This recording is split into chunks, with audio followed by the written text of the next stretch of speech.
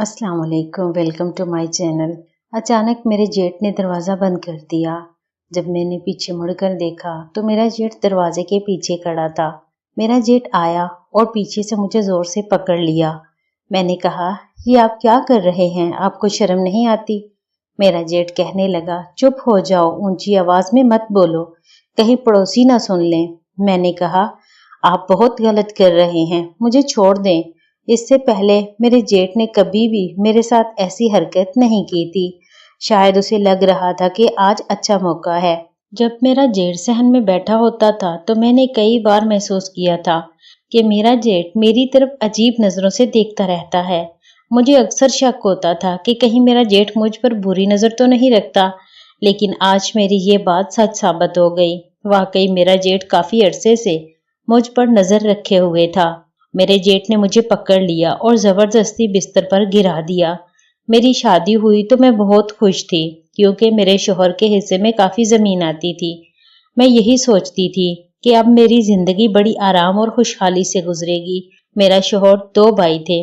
उनका बड़ा भाई राशिद शादीशुदा नहीं था, यानी मेरा जेठ राशिद कंवारा था।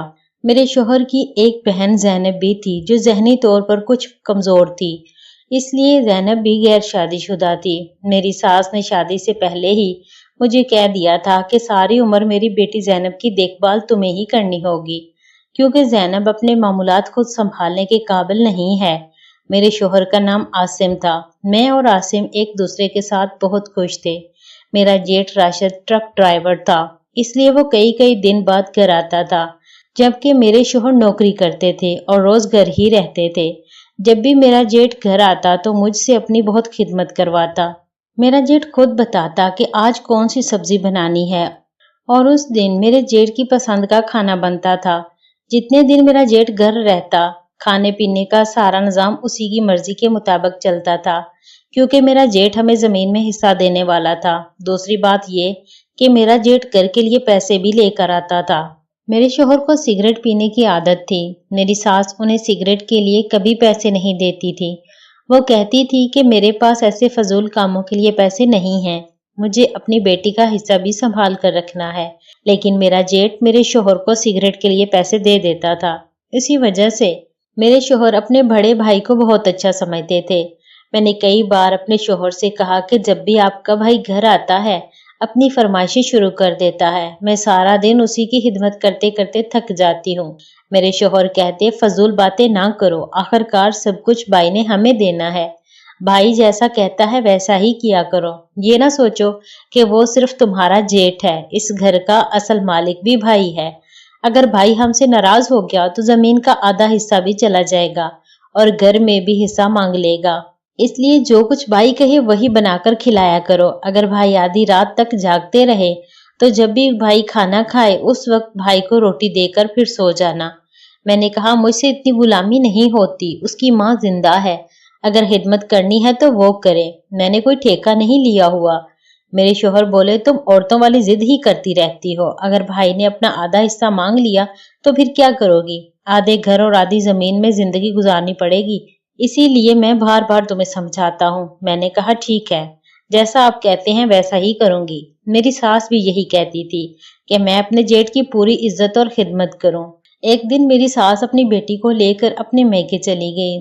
जाते हुए उसने मुझसे कहा, मेरे जाने के बाद मेरे बड़े बेटे का खास ख्याल रखना, क्योंकि राशिद ने अभी 1 महीना यहीं रहना है। ये सुनकर मुझे बहुत अफसोस हुआ कि अभी 1 महीना और जेठ की खिदमत करनी पड़ेगी।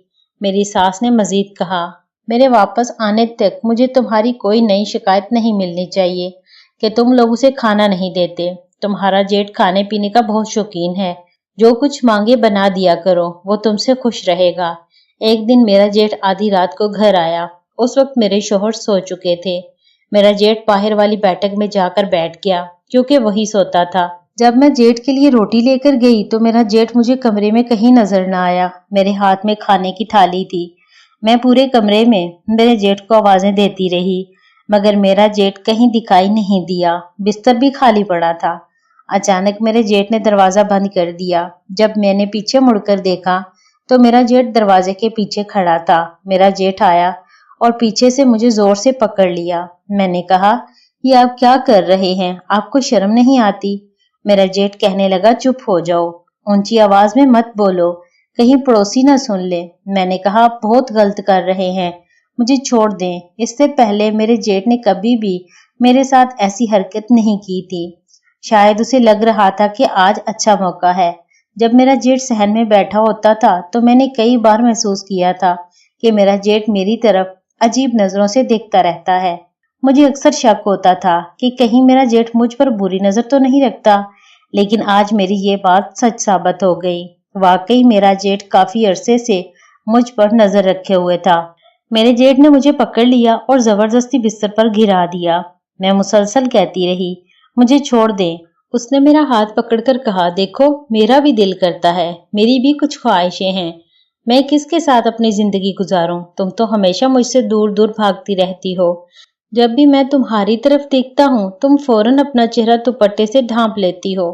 मैं मुसलसल उसे मना करती रही, लेकिन मेरा जेठ बाज ना आया। उस रात जो कुछ हुआ उसके बाद मेरे जहन में बार बार यही ख्याल आता रहा कि अगर मैं मेरे जेठ की मुखालफत करूं या कोई बात कह दूं तो कहीं मेरा जेठ अपनी जमीन और घर का हिस्सा अलग न मांग ले। इसी खौफ की वजह से मैं पूरी रात खामोश रही। बाद में मैंने मेरे जेठ से पूछा, आपने कुछ खाया भी है? मेरा जेठ हंसकर कहने लगा, बगैर खाए ही मेरे अंदर इतना जोश है, सोचो अगर खाना खाकर आता तो क्या होता। मैं आधी रात तक वहीं रही। जब भी मैं अपने कमरे में वापस जाने की कोशिश करती मेरा जेठ मुझे रोक लेता और कहता, छोटे को कुछ पता नहीं लगेगा, वो सोया हुआ है, सुबह से पहले नहीं उठेगा, तुम बेफिक्र होकर मेरे साथ वक्त गुजारो।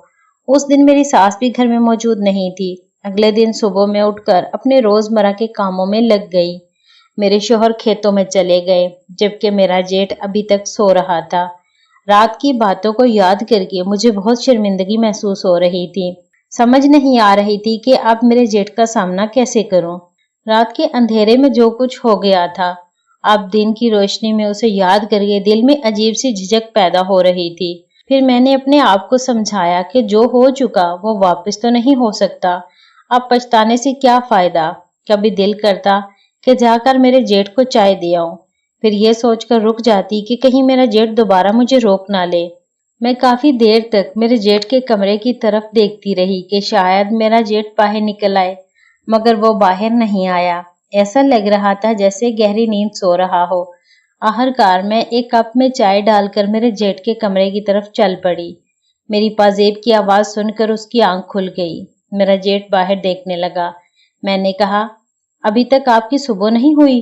देखें, बाहर तो काफी धूप निकल आई है। मेरा जेठ मुस्कुरा कर बोला, जब तुम जैसी औरत पाजेब की छमछम के साथ मेरे लिए चाय लेकर आ जाए तो फिर मेरे जैसे आदमी को उठकर बाहर जाने की क्या जरूरत है?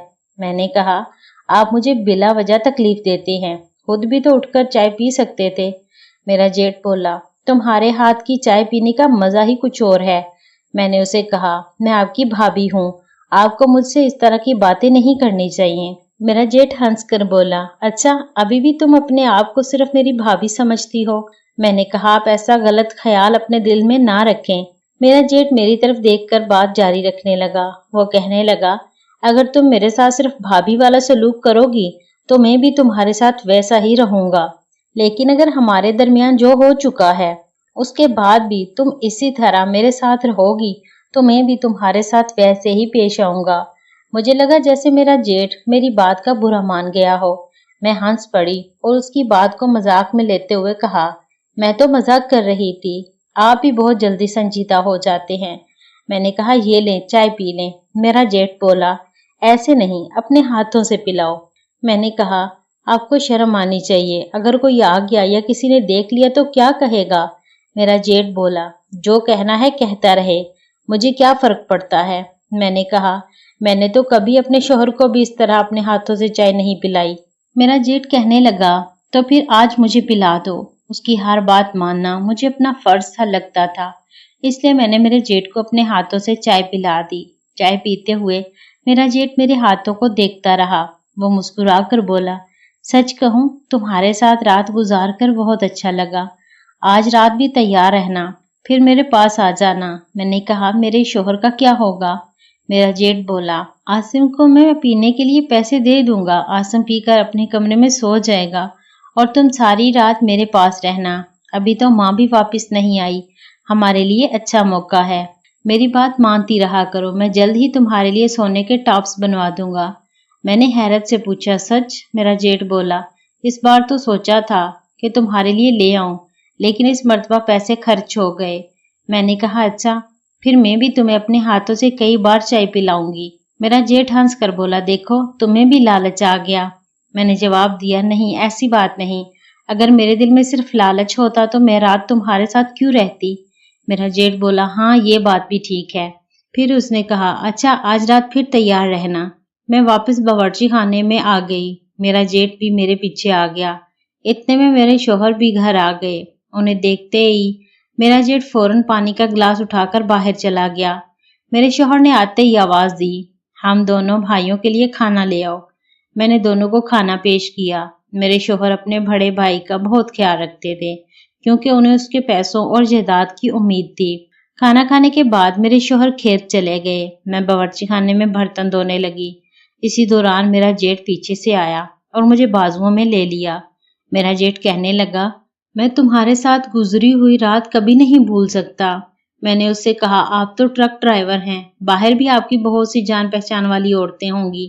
मेरा जेठ हंस कर बोला, नहीं, मेरी नजर कभी बाहर की औरतों पर नहीं गई। जब से तुम्हारी शादी हुई है मैं सिर्फ तुम्हें ही देखता रहता हूँ और यही सोचता था कि कब तुम मेरे करीब आओगी। अब जाकर मेरे दिल को सुकून मिला है। मैंने कहा, वाकई? मेरा जेठ बोला, हाँ, अब तुम्हें देखकर मुझे बहुत सुकून मिलता है। वक्त गुजरने के साथ मैं भी मेरे जेठ के करीब होने लगी, क्योंकि मेरे दिल में भी ये ख्याल आने लगा था कि मेरा जेठ जो पैसा कमाता है वो घर पर ही खर्च करे, बाहर फजूल ना लुटाए। फिर मेरे जेठ ने अपनी बातों से मुझे कायल कर लिया और मुझे अंदर कमरे में ले गया। कुछ देर बाद जब हम बाहर आए तो वो बहुत खुश नजर आ रहा था। मैंने उसे याद दिलाया, आपने मुझसे वादा किया था कि मेरे लिए सोने के टॉप्स लाएंगे, अब वो ला दीजिए। मेरा जेठ बोला, बस एक दो चक्कर और लगा लो, जब कुछ अच्छे पैसे जमा हो जाएं तो सबसे पहले तुम्हारे लिए ही सोने के टॉप्स खरीदूंगा। मैं उसकी बात सुनकर खुश हो गई। मैंने उसे रवाना कर दिया और कहा कि जाकर ट्रिप का पता करो और ट्रक लेकर चले जाओ। जब वो जाकर मालूम करके आया तो उसे एक ट्रिप मिल गया और मेरा जेट ट्रक लेकर रवाना हो गया। उसे गए हुए 10 दिन गुजर गए थे। मैं रोज जेट के फोन का इंतजार करती रहती थी, मगर उसकी कोई कॉल नहीं आई। मेरी सास भी हर रोज मुझसे पूछती, क्या तुम्हारे जेट का फोन आया है? मैं कह देती, नहीं मम्मी, मेरे पास तो नहीं आया। फिर मैंने अपने शोहर से पूछा तो उनके पास भी मेरे जेठ की कोई कॉल नहीं आई थी। जब मैं खुद फोन करती तो मेरा जेठ सिर्फ एक दो बातें करके फोन बंद कर देता था। मुझे तो उम्मीद थी कि मेरा जेठ मुझसे मोहब्बत भरी बातें करेगा, मगर उसने एक दिन भी मुझसे ढंग से बात नहीं की। फिर मैंने सोचा कि शायद मैंने ही उसे जबरदस्ती ट्रक पर भेज दिया था, इसलिए मेरा जेठ मुझसे नाराज हो गया होगा। मैंने दिल में कहा, कोई बात नहीं, जब वापस आएगा तो मेरे जेठ का गुस्सा दूर कर दूंगी। पूरे 2 महीने बाद हमारे दरवाजे पर ट्रक का हॉर्न बजा। मैं भागकर दरवाजा खोलने गई। जब मैंने अपने जेठ को देखा तो खुशी से मेरा चेहरा खिल उठा। जैसे ही वो ट्रक से नीचे उतरा मैं उसके करीब गई ताकि उससे मिलूं, मगर वो फौरन बोला, भाभी, अम्मा से कहो मैं अपनी दुल्हन लेकर आया हूँ। मेरे जेठ के मुंह से ये बात सुनकर मुझे जैसे चक्कर आ गए। मैंने हैरत से कहा, ये आप क्या कह रहे हैं? इतने में एक औरत भी ट्रक से नीचे उतर आई। हमारा शोर सुनकर मेरी सास भी बाहर आ गई। जब मेरे जेठ ने बताया कि उसने शादी कर ली है तो मेरी सास बहुत खुश हुई। उसने रस्म के मुताबिक उनका इस्तकबाल किया। घर के सब लोग बहुत खुश थे, मगर मैं अंदर ही अंदर टूट चुकी थी। मेरे जेठ ने अपनी बीवी को अंदर कमरे में बिठाया और खुद उसके लिए खाने पीने का सामान लेने बावर्ची खाने में आया। मैंने उसे रोक कर कहा, यह आपने क्या किया? आपने मेरे साथ धोखा किया। आपने मुझे अपनी मोहब्बत के जाल में फंसाया और खुद जाकर शादी कर ली। मेरा जेठ बोला, मैंने एक बात अच्छी तरह समझ ली थी, इसीलिए शादी करने का फैसला किया। जैसे एक छोटे बच्चे को अपने माँ बाप की जरूरत होती है, इसी तरह जवानी में इंसान को एक जीवन साथी की जरूरत होती है। जीवन साथी के बगैर जिंदगी अधूरी रह जाती है। मेरा जेठ मजीद बोला, तुम मुझे सिर्फ वक्ती खुशी दे सकती थी, मगर जिंदगी के दुख सुख में मेरा साथ नहीं दे सकती थी। جو ساتھ میری بیوی دے سکتی ہے وہ تم کبھی نہیں دے سکتی تھی، کیونکہ تمہیں اپنے شوہر کا بھی خوف تھا، خاندان کا بھی ڈر تھا اور اپنی عزت بھی عزیز تھی، اسی لیے تم کبھی میرے ساتھ کھل کر زندگی نہیں گزار سکتی تھی۔ یہی سوچ کر میں نے شادی کرنے کا فیصلہ کیا۔ میرے جیٹ نے شادی کر کے اپنا گھر بسا لیا، لیکن میں اندر ہی اندر کڑتی رہی۔